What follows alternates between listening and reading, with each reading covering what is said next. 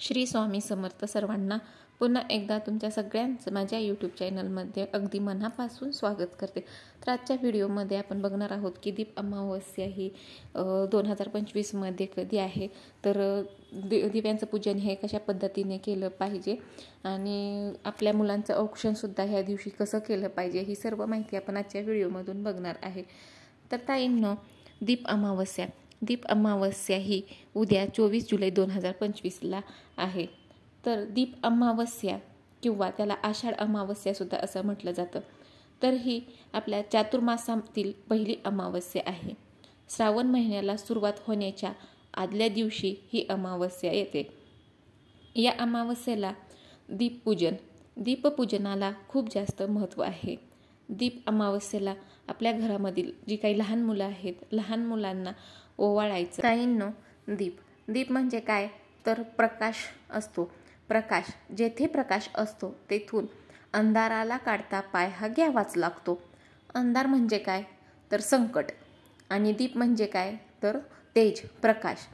जिथे प्रकाश आणि तेज असतं तिथे संकटही घाबरून पळतं। म्हणूनच असं हे दिव्याचं तेज हे आपल्या मुलांना मिळावं व प्रत्येक वेगवेगळी जी काही संकट आहेत त्या संकटांवर मात करण्याची त्यांना शक्ती मिळावी, याच्यासाठीच आषाढ अमावस्येला म्हणजे दीप अमावस्येला आपल्या घरामधील जी लहान मुलं आहेत त्या लहान मुलांना दिव्यानं ओवाळलं पाहिजे।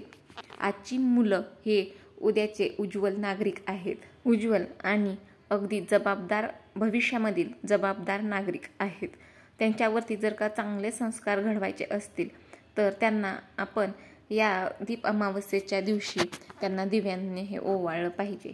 आता उद्या दीप अमावस्या आहे, तर दीप अमावस्येच्या दिवशी तुम्हाला काय करायचं आहे, तर ताईंनो, तुम्हाला तुमच्या घरामधील जेवढे काही दिवे आहेत, ते सर्व दिवे स्वच्छ धुवून घ्यायचे आहेत, धुवून घासून घ्यायचे आहेत आणि त्याच्यानंतर स्वच्छ पुसून घ्यायचे आहेत।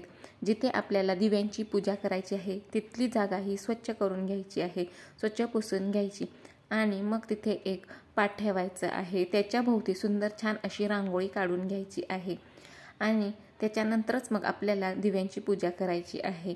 दिव्यांची पूजा करत असताना आपल्याला साहित्य काय काय लागणार आहे, तर फुलं लागणार आहेत, त्याच्यानंतर ह्याच्यासाठी नैवेद्यासाठी लाह्या किंवा साखर लागणार आहे, पाणी, दूध, त्याच्यानंतर कापूस, वात, अगरबत्ती, धूप, दिवे लागणार आहेत।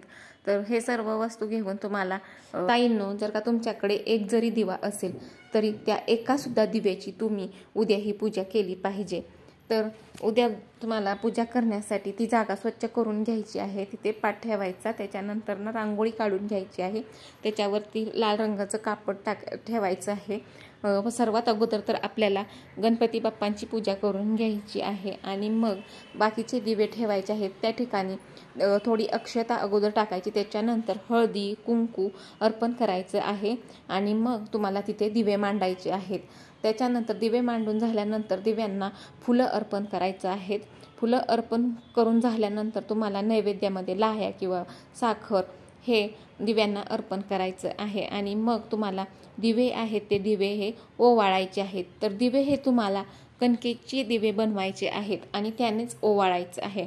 आता कणकेचे दिवे हे किती बनवायचे, तर कणकेचे दिवे तुम्हाला 5 किंवा 7, तर त्याच्यापेक्षा जास्तही कोणी बनवू शकतं। तर तुम्हाला हे कणकेचे दिवे बनवायचे आहेत आणि त्यांनीच तुम्हाला हे पूजा करायची आहे। आता महिलांनी काय केलं पाहिजे उद्याच्या दिवशी, तर उद्या दीप अमावस्येच्या दिवशी महिलांनी आपल्या घरामधील संपूर्ण घराची स्वच्छता करून घ्यायची आहे। आपल्या घरामधील जाळ्या काढून घ्यायची आहे, त्याच्यानंतर आपलं घराचं अंगण हे पूर्ण झाडून पुसून स्वच्छ पाण्याने धुवून घ्यायचं आहे आणि मगच तुम्हाला दीपपूजन हे करायचं आहे। तर आता सगळ्यांना प्रश्न पडेल की दीपपूजन हे नक्की सायंकाळी करावे की सकाळी करावे की सायंकाळी। तर आता ज्याला जसा वेळ जमेल तर तसं त्यानं दीपपूजन हे केलं पाहिजे। तर कोणाला सकाळी वेळ मिळाला तर त्यांनी सकाळी दीपपूजन केलं तरी सुद्धा चालेल आणि जर का कोणाला संध्याकाळी दीपपूजन करायचं असेल तर त्यांनी संध्याकाळी सुद्धा करू शकता। वेळेचं असं काही बंधन नाही, त्याच्यामुळे तुम्ही त्या दिवशी सकाळी किंवा सायंकाळी कधीही तुम्ही दीपपूजन करू शकता। अगदी साध्या सोप्या पद्धतीने, जरी तुमच्याकडे एक जरी दिवा असेल किंवा 2 जरी दिवे असतील तरी सुद्धा तुम्हाला त्या दिव्यांचं पूजन करायचं आहे. तर आता उद्या महिलांना उद्या दीप अमावस्या आहे, तर उद्याच्या दिवशी महिलांना एक काम करायचं आहे. तर एक गोष्ट करायची आहे की जेणेकरून आपल्या घरामध्ये सुख समृद्धी आणि चांगले दिवस येतील आणि आपल्या घरामधील नकारात्मक ऊर्जा आहे ती पूर्णपणे नाहीशी होऊन आपल्या घरामध्ये सकारात्मक ऊर्जेचा हा समावेश होईल. तर उद्या महिलांना काय करायचं आहे की आपलं जे समोरचं पहिलं दार असतं जे आपण ज्याच्यामधून आपण घरामध्ये येतो, तर ते दार आहे त्या दारावरती तुम्हाला स्वस्तिक काढायचा आहे. तर तो स्वस्तिक हा तुम्ही हळद याने सुद्धा काढू शकता. तर तुम्हाला तो स्वस्तिक काढायचा आहे. तर हे केल्यानंतर तुम्ही तुमच्या घरामध्ये सुख समृद्धी आणि शांतता ही नक्कीच येईल.